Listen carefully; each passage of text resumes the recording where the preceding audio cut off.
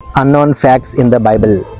మనలో అనేక మందికి ఆదాము యొక్క సమాధి ఎక్కడుందో తెలియదు. మరి అనేక మంది నమ్మేది ఆదాము యొక్క సమాధిని కుమారుడైన షేతు యెరూషలేము పరిసర ప్రాంతాల్లో చనిపోయిన తర్వాత పాతి పెట్టబడినట్టు నమ్ముతారు.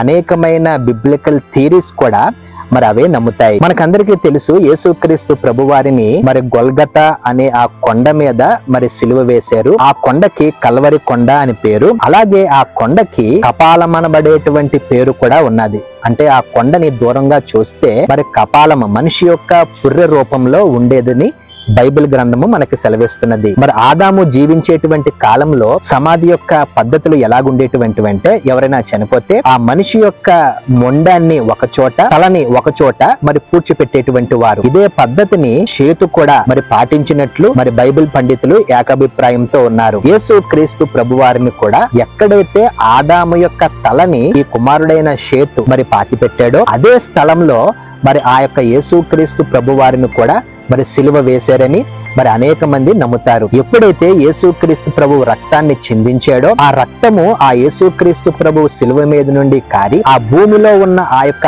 ఆదాము పుర్రెకు తాకినట్లు, తద్వారా ఆదాముకు కూడా యేసుక్రీస్తు ప్రభువు రెండవ ఆదాముక రక్షణ ఇచ్చినట్టు మరి బైబిల్ పండితులు అనేక మంది ఏకాభిప్రాయపడతారు. అందుకే ఆ యొక్క కొండకి కపాలమనబడిందని, ఆ యేసుక్రీస్తు ప్రభువారు మరి ఎక్కడైతే సిలువ వేయబడ్డారో అదే చోట ఆదాము యొక్క సమాధి కూడా ఉన్నదని మనము గ్రహించవచ్చు.